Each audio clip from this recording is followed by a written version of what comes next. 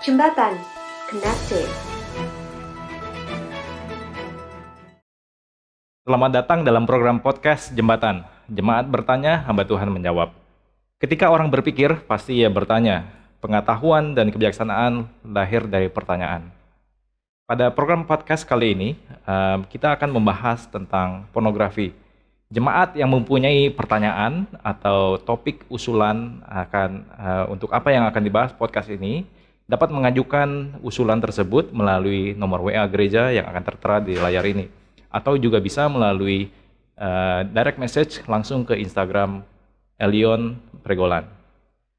Pada pagi hari ini kita ada dua narasumber. Yang pertama adalah penginjil Hans Gosal, yang kedua adalah saudara Juliarto Santoso. Juli atau yang kita panggil Juli adalah jemaat pemuda, mantan pencandu pornografi yang saat ini sudah bertobat. Jadi kita akan ngobrol-ngobrol dengan Juli tentang pengalamannya dalam melawan kecanduan pornografi, dan nanti juga kita akan mengobrol dengan penginjil Hans tentang bagaimana perspektif kekristenan mengenai pornografi ini. Untuk sebelum kita mulai ke pembahasan, mari kita simak video berikut ini. Kemajuan teknologi yang sedemikian rupa tidak dapat disangkal sebagai salah satu faktor yang menyebabkan pornografi tersebar dan sangat mudah diakses oleh berbagai usia, baik pria ataupun wanita dewasa, pemuda, remaja, bahkan sampai anak-anak. Manajer CRS Telkomsel, Rifki Syabani, mengatakan, berdasarkan hasil survei pada 2015 lalu, 90% anak di seluruh Indonesia telah mengakses pornografi melalui internet. Hasil survei KPAI, Komisi Perlindungan Anak Indonesia terhadap 4.500 pelajar SMP dan SMA di 12 kota besar Indonesia menunjukkan hasil yang hampir sama, yaitu sebanyak 97% responden mengaku telah mengakses situs berkonten pornografi. Dalam situs keminfo.co.id memberitakan bahwa Indonesia adalah negara pengakses situs porno terbesar ketiga di dunia. Berbagai pandangan menganggap bahwa pornografi bukanlah suatu persoalan, sebaliknya justru sebagai materi-materi yang wajar untuk dikonsumsi. Pornografi seringkali dipahami sebagai persoalan pribadi karena tidak merugikan kepentingan orang lain. Bahkan, pornografi juga dianggap mampu untuk membantu hubungan suami istri dalam pernikahan. Padahal, pada kenyataannya bukanlah demikian.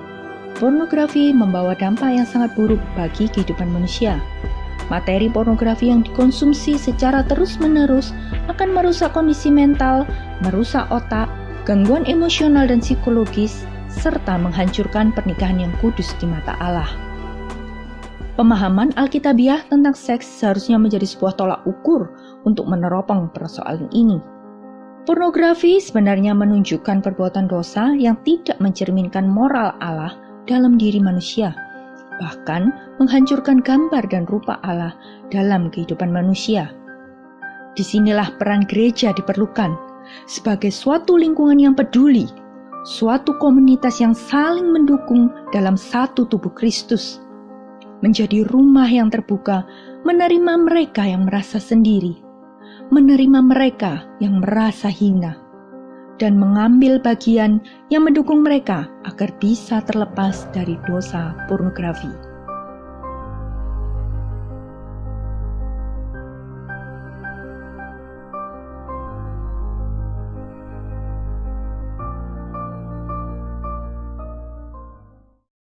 Mungkin saya mulai pertama dengan Juli dulu ya. Ya. Juli mungkin bisa diperkenalkan kepada kita semua, latar belakang Juli ini siapa sih untuk kita yang belum pernah kenal dengan Juli. Oke, nama saya Juli, saya anak pertama. Saya saat usia 22 tahun, kemudian sekarang lagi pelayanan di Gereja Kristen Abdiel Elion, Pregolan. Baik, Juli mungkin ini topik pornografi sebelumnya mungkin ini adalah topik yang sensitif. Jadi saya ingin mengucapkan terima kasih untuk kesediaan Juli untuk berbagi dan bersaksi.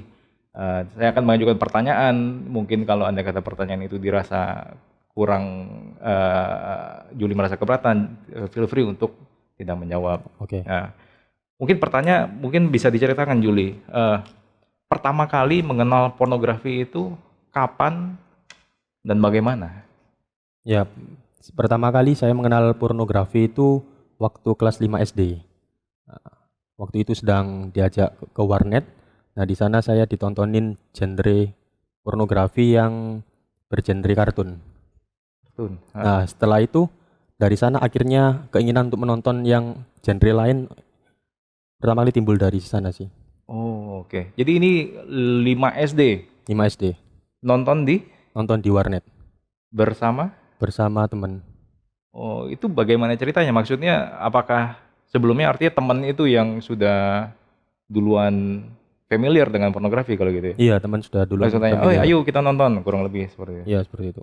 Oh, itu. Ini ketika umur 5 SD ya, saya coba bayangin. Ketika itu, efek apa sih, perasaan apa yang dirasakan oleh Juli? Perasaannya sih senang juga kan, karena rasa ingin tahu tuh muncul lebih lagi gitu kan, karena untuk seperti kecanduan sih ya. Tadi senang juga, terus diliputi juga, takut juga, dan takut ketahuan apalagi kalau nontonnya di warnet gitu. Jadi waktu itu mungkin pertama kali nonton kelas 5, terus apakah berlanjut? Maksudnya sekali, 2 kali, 3 kali itu bagaimana? Oh Jadi iya. pertama kali mengenal sampai kecanduan. Iya, efek itu terus berlanjut sih dari kelas 5 SD sampai selesai SMA itu masih terus berlanjut. Efek itu. Terus. Itu kalau boleh tahu, apakah itu menjadi sesuatu yang dilakukan tiap hari? Apakah tiap minggu atau? Saya kalau dari awal sampai sering berjalannya waktu itu, kalau saya ingat itu bisa jadi setiap hari mengkonsumsi pornografi itu. Baik, ada beberapa ciri-ciri kecanduan pornografi, mungkin bisa ditampilkan. Yang pertama, apakah salah satu yang dibilang menurut sumber ini adalah ciri kecanduan pornografi adalah bila ditegur dan dibatasi menggunakan HP akan marah, mulai impulsif, gampang berbohong, emosi mudah naik, menjadi pelupa, sulit berkonsentrasi. Jika berbicara menghindari kontak mata, menyalahkan orang, prestasi akademis menurun, hilang empati, tidak punya gairah beraktivitas, malas enggan bergaul. Gimana tanggapan Juli? Apakah ada ciri-ciri itu yang dialami? Ciri-ciri itu ada sih beberapa yang saya alami itu. Alami misalnya, apakah gampang marah? Gampang marah, iya gampang marah. Gampang marah, gampang berbohong. Gampang berbohong juga iya. Iya ya. Nah, ini ketika mulai mengenal pornografi, andai kata SD, apakah orang tua tidak tahu, Juli? Orang tua tidak tahu sih, karena kan juga saya sering kalau pulang sekolah tuh nggak langsung ke rumah juga, kan juga kontak sama orang rumah juga nggak terlalu deket juga sih. Dan waktu itu saya tinggal sama tante soalnya. Oh. Iya. Jadi tante ya nggak tahu Iya, ya. Pulang sekolah langsung sama teman-teman ke warnet. Ke warnet. Jadi orang tua, tante pun Iya, jadi nggak tahu ya, nggak seperti tahu. sekolah biasa Sekolah mungkin biasa. dari pikirannya.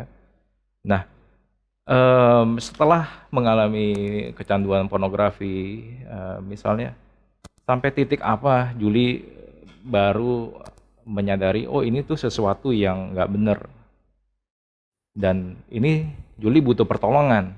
Kira-kira itu kapan dan seperti apa kejadiannya? Ya, sampai titik dimana dampak itu bagaimana cara aku memandang lawan jenis sih khususnya.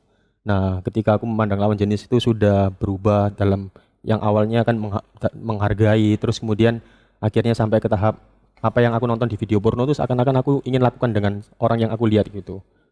Nah, sampai tahap itu akhirnya aku sadar bahwa dampak itu begitu buruk bagi aku pribadi. Iya. Jadi pornografi ini emang sudah apa ya? Sudah meluas juga ya. Iya. Ketika waktu itu misalnya dalam pergaulan sekolah, apakah semua teman-teman juga sama nonton pornografi juga? Iya sih, saya di lingkungan sekolah yang kebanyakan teman-teman juga mendukung hal yang itu pornografi itu. Justru dari sekolah, Meluas dari sekolah. Meluas ya. dari sekolah. Jadi semua tahu ya, maksudnya kalau yang teman-teman di sekolah yang laki-laki mungkin Iya betul. saling berbagi gitu Saling ya. berbagi. Mungkin berbagi dalam hal yang kurang bagus ya. Nah, ini ada survei dari bermacam-macam survei studi mengenai pornografi. Yang pertama misalnya, ada survei yang mengatakan 97% remaja Indonesia mengakses situs porno. Ada survei selanjutnya mengatakan Indonesia adalah pengakses situs porno terbesar ketiga di dunia. 90% pengguna internet di Indonesia, 90% anak pengguna, jadi ini anak-anak pengguna internet di Indonesia, mengakses situs porno. Juga melalui pusat penelitian orang tua, juga mayoritas orang tua juga mengabarkan anak usia kelas SD pun sudah mulai terpapar pornografi. Nah, pornografi didapat dari mana? Menurut studi yang ada, mereka mendapatkan dari buku cerita, dari komik, dari game, majalah, TV, video, sampai media sosial. Nah, mungkin di sini bisa ada juga bahaya pornografi. Misalnya anak tuh jadi gampang marah, kesepian, lelah, stres, bosan, dan sebagainya. Dan terakhir ada juga survei mengatakan tentang upaya mengurangi kecanduan pornografi, ya dimulai dari misalnya beribadah, terus juga tidak mengakses pornografi itu, terus musik, belajar dan sebagainya. Mungkin ini bisa dijelaskan dengan penginjil Hans ya. Misalnya penginjil Hans kan dalam hal ini adalah mentor dari Julie. Bagaimana misalnya awalnya itu diskusi dengan Julie terjadi? Apakah dia langsung open, Pak Hans, tolong saya kecanduan pornografi atau gimana? Ya, waktu itu dimulai karena saya mementori Julie dan di dalam proses mentoring itu ada pertemuan one on one yang rutin dilakukan sebulan sekali dengan tujuan untuk mengetahui perkembangan kerohanian Julie, mengetahui hambatan-hambatan ataupun juga pergumulan-pergumulan yang dihadapi. Dan di dalam proses itulah pada akhirnya ya Julie dalam pertanyaan-pertanyaan itu Julie akhirnya terbuka ya, dia terbuka menyampaikan bahwa dia bergumul dengan pornografi.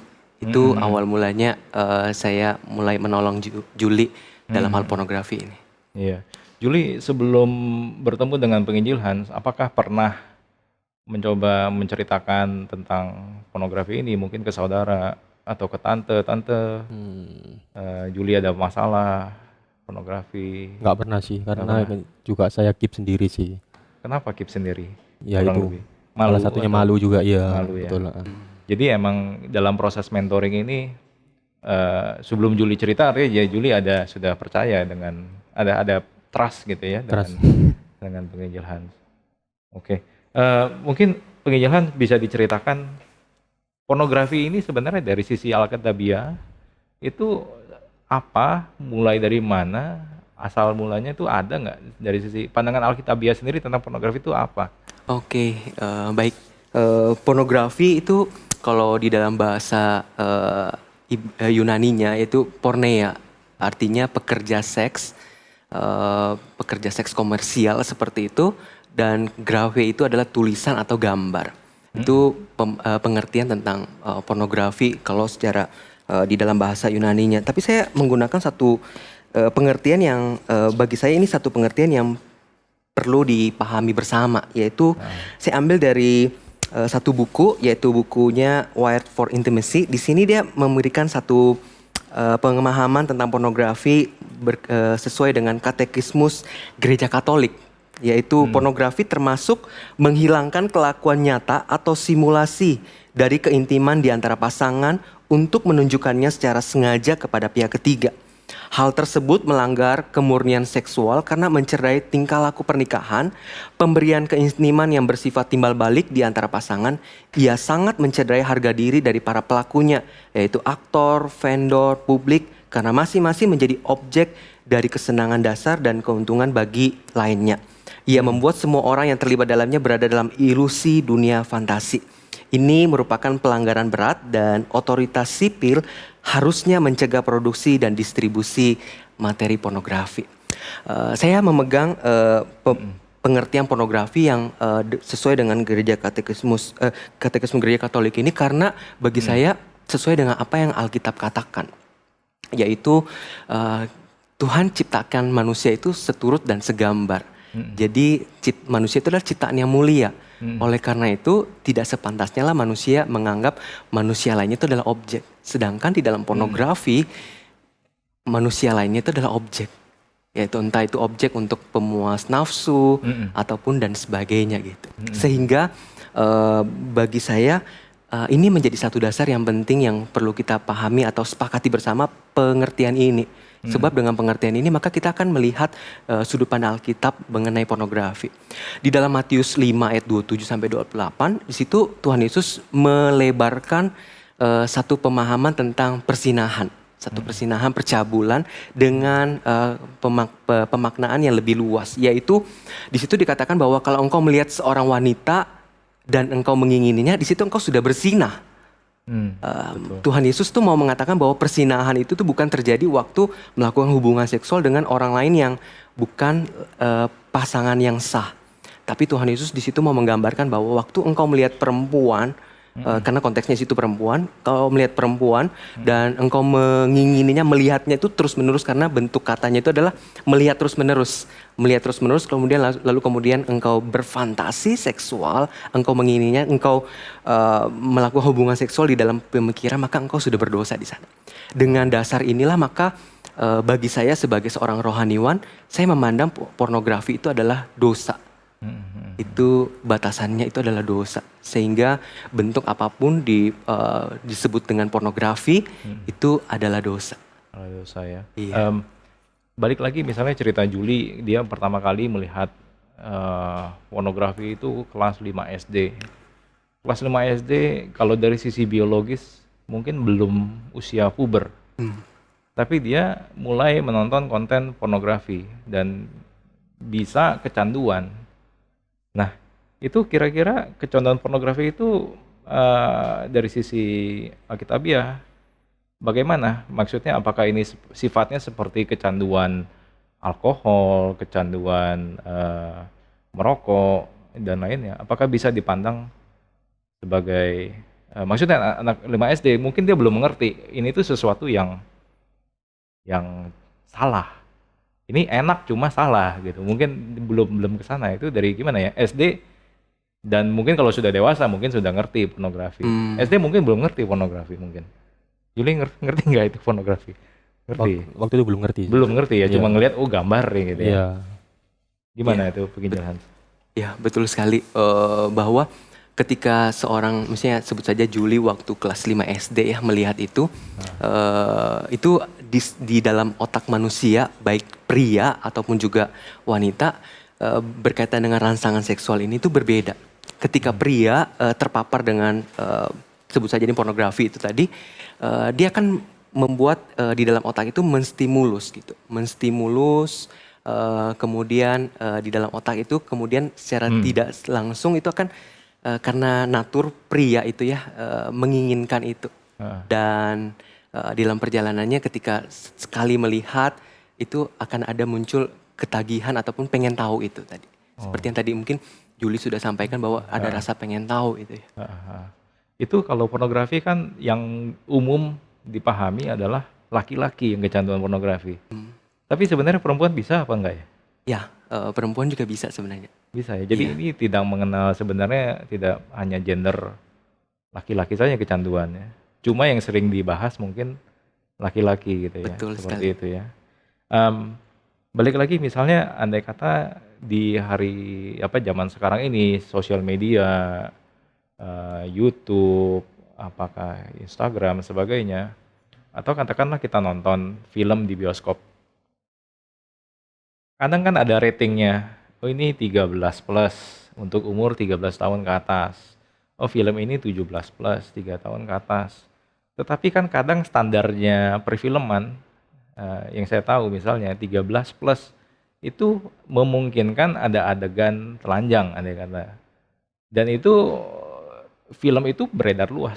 Nah, dari kita ataupun dari perspektif yang lain suami istri menonton film 17 plus. Itu kira-kira bagaimana ya penginjilan? Masuk ini apakah itu kategorinya pornografi?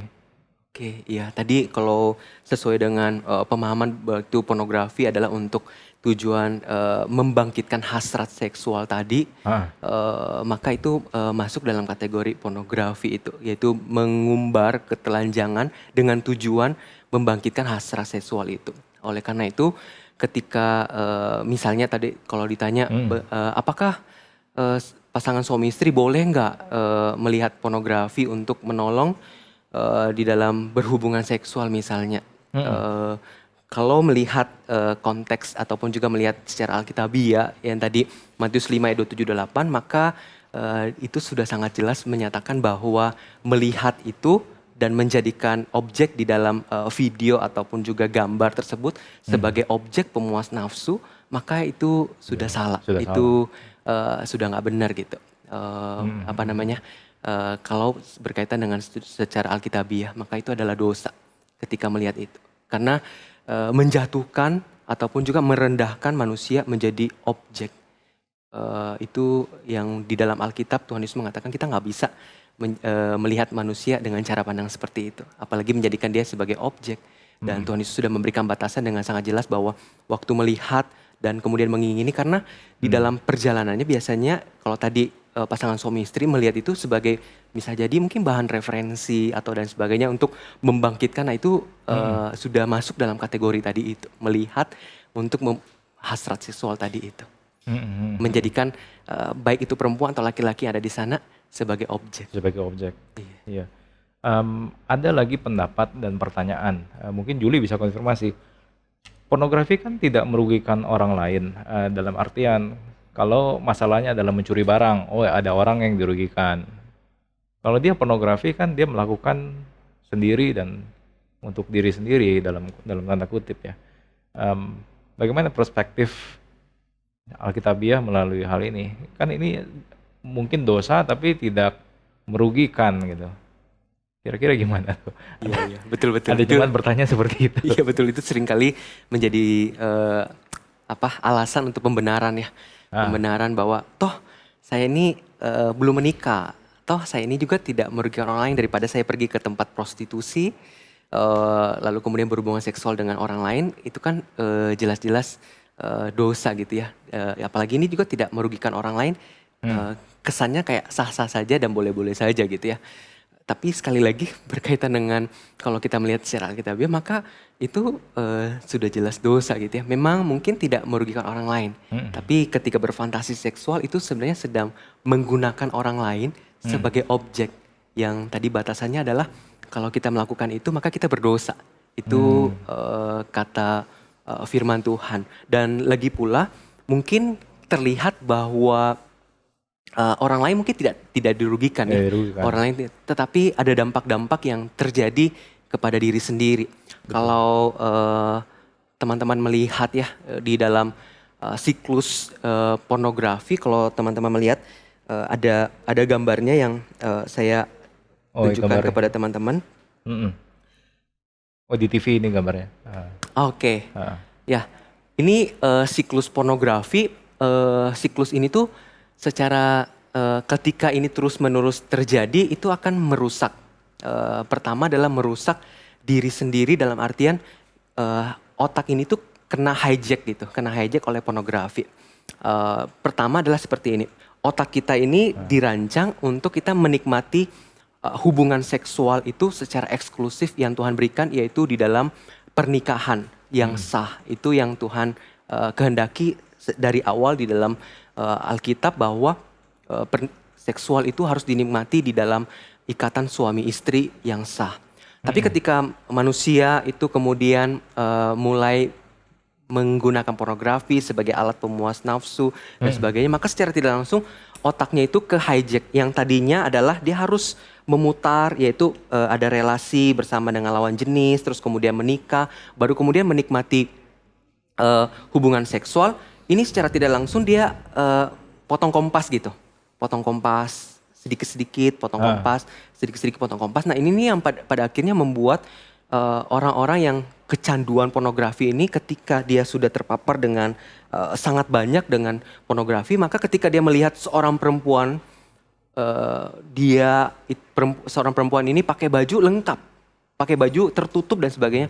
Tapi karena dia sudah terpapar dengan pornografi sedemikian rupa, maka meskipun perempuan itu tuh di hadapannya adalah perempuan yang pakai baju lengkap, dia tuh bisa Membayangkan. berfantasi bahwa perempuan yang di hadapannya ini tuh Nggak pakai telanjang. baju. Itu dampak yang mungkin kelihatannya belum dirasakan bagi orang-orang yang awal-awal merasa, oh saya kok nggak saya tidak merugikan orang lain, tapi itu merugikan diri sendiri yang pada akhirnya kekudusan seksual itu tuh harus dilewati dengan aturannya dengan jelas, yaitu di dalam pernikahan, tapi ini langsung di hijack.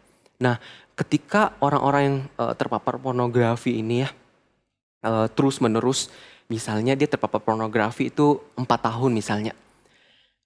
Kalau obat-obatan itu mungkin dia masuk obat itu ya, dia konsumsi obat, dia minum dan sebagainya, atau kecanduan bir ataupun minuman keras, dia itu bisa keluar melalui pembuangan gitu ya, buang air kecil dan sebagainya, itu bisa keluar. Tapi bagi pornografi itu caranya berbeda, karena dia masuk di dalam otak kita. Pembuangannya di mana? Nggak ada pembuangannya. Cara memperbaikinya adalah tadi yang otak yang kena hijack ini tuh harus perlahan, ibarat seperti kayak tanah lapang yang harusnya tumbuh rumput di sana, rumput hijau yang harusnya tidak bisa dilewati, harusnya lewat jalan yang benar nih, jalan yang harusnya sudah disediakan. Tapi ketika dia terus menerus melewati ini, maka ini menjadi jalanan, dia potong kompas jadi jalanan untuk menolong seseorang yang kecanduan ini. Maka selama dia kecanduan pornografi sebut saja 4 tahun, maka bisa jadi 4 tahun juga proses pemulihannya. Oh lama ya, bisa lama ya. Iya, proses pemulihan cukup selama itu. Dari Juli sendiri, apakah mengalami siklus yang disampaikan penginjil Hans tadi? Misalnya tadi tahap kecanduan, terus melakukan, terus ada perasaan bersalah atau guilty, terus trigger lagi, sama lagi, apakah mengalami sampai siklus seperti itu? Ya sih, kalau menambahi yang tadi penginjil Hans bilang, bahwa menurutku sih nggak hanya melihat sih ya, tapi aku pernah baca ada beberapa buku yang mengatakan bahwa tindakan itu juga merugikan orang lain secara relasi juga, yang seperti tadi disampaikan. Karena kita menganggap bahwa nanti pasangan kita itu, kan kita seringkali berpikir bahwa oh kalau aku sudah menikah maka aku bisa melampiaskan dengan pasanganku kan. Padahal hal itu sebenarnya salah, karena pornografi itu tidak hanya seperti itu. Karena nanti kalau yang pernah aku baca dikatakan bahwa justru kita akan merasa bahwa pasangan kita selalu butuh kita. Pemuas nafsu itu hanya kita yang mampu menyalurkan. Itu. Nah, itu salah satu yang saya mau tambahkan. Yang kemudian siklusnya ya saya sempat mengalami yang seperti itu ya, jatuh bangun. Ya. Jatuh bangun. Jadi Jatuh bangun. itu bisa bertahun-tahun betul. Bisa bertahun-tahun betul. Nah, ada lagi pertanyaan. Misalkan ada kecanduan alkohol, kecanduan rokok, kecanduan narkoba. Itu ada yang mengatakan ini sebenarnya ini adalah simptom ya, bukan akar masalahnya. Apakah kita bisa bilang hal yang sama untuk pornografi? Dalam hal ini, sebenarnya pornografi ini apakah kecanduan itu sendiri, apakah pelarian, apakah masalah utamanya sebenarnya ada hal lain di luar pornografi? Dari Juli, apakah sampai kecanduan terus-menerus itu susah keluar, kira-kira apakah akar masalahnya ada masalah lain? Iya sih, kalau menurutku ada beberapa faktor sih ya. Ya salah satunya yang disebutkan yaitu pelarian sih. Pelarian kan kita nggak bisa mengatakan bahwa kita pornografi itu kita belum tentu karena kita suka yang kita tonton gitu. Bisa jadi karena ada aspek-aspek tertentu gitu. Ya kan, kalau misalnya sering aku temui dari temen curhat juga, dia juga merasa awalnya dilecehkan sama pacarnya, kemudian dia pelarian ke pornografi dan lain sebagainya Bisa, gitu. ya. Iya. Kalau dari Juli, kalau boleh cerita, kira-kira sudah ketemu apakah itu Kalau saya sih awalnya? penerimaan sih ya. Penerimaan? Iya. Dari orang rumah juga. Orang rumah. Kurangnya mereka rasa care sama waktu aku dari kecil kan ditinggal orang tua itu. Nah dari sana kurangnya rasa care, di situ aku mulai mencari ya itu jalan lain untuk pornografi itu. Jadi sebenarnya inti masalahnya adalah merasa diri kurang diterima, kurang ada relasi dekat gitu ya mungkin ya. Jadi lari ke pornografi. Ini apakah itu wajar ya, penginjalahan maksudnya? Ketika kita melawan kecanduan pornografi, itu proses itu salah satu yang harus dilalui ya, mencari Iya. awalnya ini apa, titik penyebab utamanya itu ya. Itu Iya. kira-kira gimana, penginjalahan? Apakah prosesnya langsung terjadi atau bisa ditolong langsung? Ya itu ada proses perjalanan ya, perjalanan untuk memahami dan mengetahui kebutuhan tersebut. Kalau tadi Julius bilang penerimaan, bisa jadi juga adalah kasih sayang yang di rumah nggak didapatkan, bentuk perhatian, kasih sayang nggak didapatkan, maka mencari mencari pemenuhannya itu di luar. Di luar. Iya, Salah satunya termasuk pornografi. Salah satunya pornografi, termasuk tadi kayak obat-obatan ataupun minuman keras itu ya. Iya. Untuk jemaat yang menonton, misalnya sebagai orang tua, dan kira-kira selain mengamati dari ciri-ciri anak yang kecanduan pornografi, itu bisa ada tips apa atau enggak cara untuk mengetahui, oh ini mungkin anak saya jangan-jangan nonton pornografi nih, cuma saya nggak tahu. Itu kira-kira bagaimana ya caranya? Ada Oke, biasanya umumnya itu adalah karena ini tadi kalau yang tadi saya sempat tunjukkan bahwa itu tuh ada siklus ya, itu ada siklus. Yang pertama itu adalah trigger tadi ya, trigger yaitu seseorang perlu mencari tahu ini apa akar masalah membuat dia pada akhirnya lari kepada pornografi atau lain sebagainya. Di trigger itu tuh biasanya orang-orang yang mengalami stres dalam pekerjaan ataupun stres dalam studi, mendapat tekanan-tekanan, lalu kemudian tidak mendapatkan namanya penerimaan, tidak mendapat kasih sayang, ini tuh menjadi trigger. Menjadi trigger yang kemudian mendorong seseorang untuk mencari pemenuhannya. Yang ketika seseorang yang sudah terpapar dengan pornografi atau sudah kecanduan, maka dia ketika dia mengalami stres, dia marah dan sebagainya itu, maka dia mulai menekan stres ini dengan cara adalah mulai berfantasi. Biasanya itu mau merilis stres ini dengan cara adalah berfantasi atau mencari bahan-bahan pornografi itu, berfantasi atau mencari gitu ya. Lalu kemudian biasanya itu adalah waktunya sama. Kondisinya kayak tadi itu triggernya itu biasanya sama. Makanya ini perlu cari tahu dulu apa yang menjadi triggernya. Waktunya sama, kejadiannya sama. Lalu kemudian kalau orang-orang yang sudah kecanduan biasanya kayak contoh di kamar sendirian. Di kamar sendirian, pokoknya nggak mau diganggu gitu ya. Atau ketika tiba-tiba diganggu bisa tiba-tiba kaget, atau bukan berarti semua orang yang kaget itu berarti dia kecanduan, tapi maksudnya sedang menutupi sesuatu. Iya, sedang menutupi sesuatu itu tadi. Nah, ketika dia tadi itu sedang melihat ya, mencari, berfantasi itu, maka ketika dia mengikuti arus itu, maka dia akan mulai masuk ke dalam ritual. Ritual yaitu dia mulai berfantasi menganggap dirinya bersama dengan wanita tersebut yang ada di video atau gambar tersebut. Lalu kemudian ada namanya acting out. Acting out ini bisa jadi dia melakukan masturbasi atau dia pergi ke tempat rumah bordil ataupun tempat rumah pekerja seks seperti itu untuk acting out tadi. Nah, ketika seseorang sudah melakukan itu, maka muncul perasaan merasa bersalah. Aduh, kenapa ya saya melakukan ini? Aduh, saya nggak layak sama di hadapan Tuhan. Saya sudah berdosa banget. Itu perasaan guilty, despair itu tuh selalu ada di dalam siklus ini. Malu untuk ke gereja mungkin ya? Iya, malu ke gereja atau malu berkomunitas gitu ya. Bisa jadi, itu bisa jadi.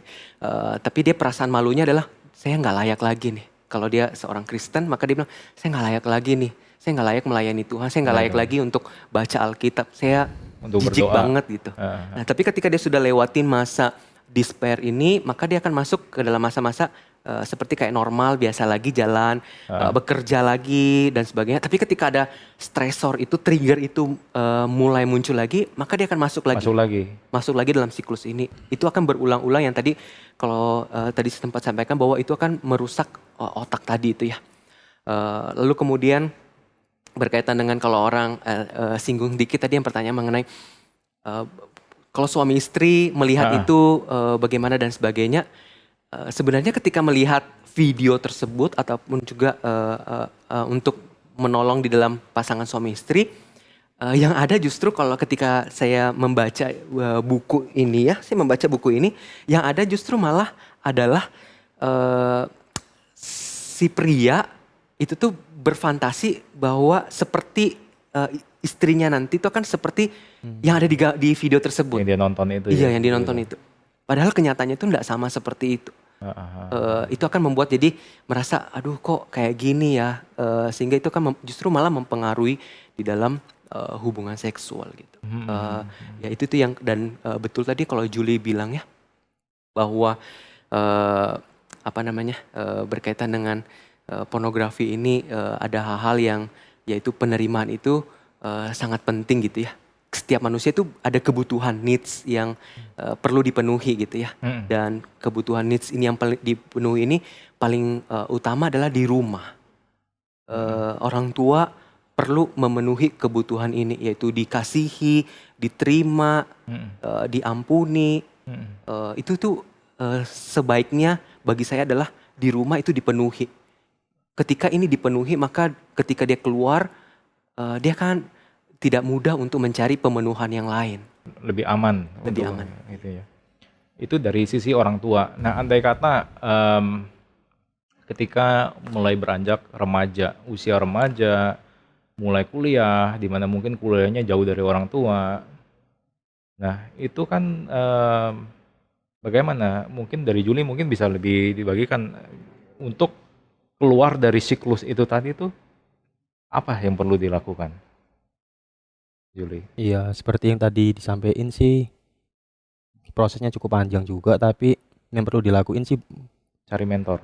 bukan cari mentor, tapi lebih kepada ya itu kembali menyadari sih, maksudnya apa akar masalahnya, kemudian waktu juga mau berani terbuka ya, khususnya sama orang yang dikenal seperti mentor gitu. Nah dari sana nanti akan ada ada pertolongan lah dari orang lain juga yang bisa bimbing kita seperti itu sih. Sampai akhirnya perlahan ya. Perlahan. Ini kecanduan pornografi itu sembuhnya perlahan ya. Ya, Apa nggak bisa langsung 100% oke sudah. Iya betul, itu perlahan. Kalau tadi misalnya di gambar siklus ini ya, kalau mau menolong seseorang, biasanya kan selalu ujungnya adalah despair tadi ya, despair atau guilt itu ya. Waktu menolong seseorang perlu ditolong adalah sebelum dia sampai ke despair, sebelum dia sampai acting out, sebelum dia sampai ritual, fantasi, craving, ini perlu menyadari. Ketika dia pertama kalau dia sadari triggernya ini, maka dia, oh iya ini tuh akan mendorong saya untuk menekan stresor ini. Biasanya kalau sudah mau mulai menekan, maka mulai berfantasi. Oleh karena itu perlu ditolong secara perlahan-lahan. Menyadari, melihat apa yang membuat kamu stres, apa yang membuat kamu tertekan, apa yang membuat kamu marah. Lalu kemudian ketika sudah marah, biasanya kamu akan melakukan apa? Ketika dia bilang, oh saya sudah mulai akan berfantasi, saya sudah mulai akan mencari bahan-bahan pornografi itu. Maka sebelum dia sampai ke situ akan seharusnya dia menyadari, oh iya kalau saya sudah mulai masuk sini, saya harus keluar. Maka sebenarnya ketika melihat siklus ini, di dalam siklus ini tuh perlahan-lahan akan keluar. Misalnya sebelum sampai di acting out, dia harus keluar dulu. Ketika dia mulai lebih baik, maka sebelum ritual dia keluar. Sebelum fantasi craving dia keluar. Kalau dia bisa benar-benar nanti satu hari akan lepas dari itu, sampai trigger pun dia menyadari. Ini sebentar lagi, kalau ketika saya dapat trigger ini, sebentar lagi saya akan ini, maka dia akan mencari keluar dari situasi itu supaya tidak jatuh dalam siklus ini. Saya jadi ingat cerita di Alkitab misalnya tentang Yusuf. Ketika Yusuf digoda oleh Potifar, yang Yusuf lakukan adalah lari. Iya. Gitu. Mungkin itu salah satunya ya. Ya, salah satunya kasus melawan quote unquote pornografi di perjanjian lama ya. Iya, betul-betul. Jadi ketika mulai berpikir, oh ya ini mau trigger ini, lakukan sesuatu yang lain gitu kurang lebih ya, seperti itu ya. Betul. Mungkin ini topik pornografi ini bisa panjang ya dibahas, misalnya mungkin dari sisi suami istri, nanti mungkin lebih panjang lagi sebagainya. Tapi dari pembahasan yang sekarang ini, kira-kira ada pesan apa nggak yang ingin disampaikan untuk audiens? Mungkin dari penginjil Hans dulu, terus nanti mungkin dari Julie Oke, sebagai conclusion. kalau saya adalah ketika saudara sudah terpapar dengan pornografi, maka saudara perlu untuk mencari orang-orang yang saudara anggap dewasa rohani, lalu kemudian saudara bisa membuka diri karena ketika kita terbuka itu adalah awal daripada pemulihan. Seperti yang Julie alami, dia terbuka, maka itu adalah awal untuk mengalami pemulihan. Sehingga ketika saudara terpapar dengan pornografi dan masuk ke dalam kecanduan pornografi, maka saudara perlu pertolongan. Sebab kalau tidak mendapat pertolongan, itu akan terus-menerus akan semakin merusak otak saudara. Bukan hanya merusak otak saudara, tapi juga akan mempengaruhi aspek kehidupan saudara, baik itu sebagai suami istri atau saudara yang bekerja, itu akan mempengaruhi aspek-aspek tersebut, termasuk relasional. Terima kasih. Julie, mungkin ada yang mau disampaikan? Kalau saya sih bagi yang sudah terikat atau masih bergumul dengan hal yang sama, ya jangan menyerah sih, jangan menyerah karena itu bukan akhir dari segalanya. Karena kan kita percaya bahwa Kristus yang mati di salib itu sudah menebus dosa kita yang seperti itu. Seperti apapun dan firman Tuhan katakan, dosa kita maupun seperti kain kirmisi kotornya Tuhan sudah Tuhan mampu bersihkan.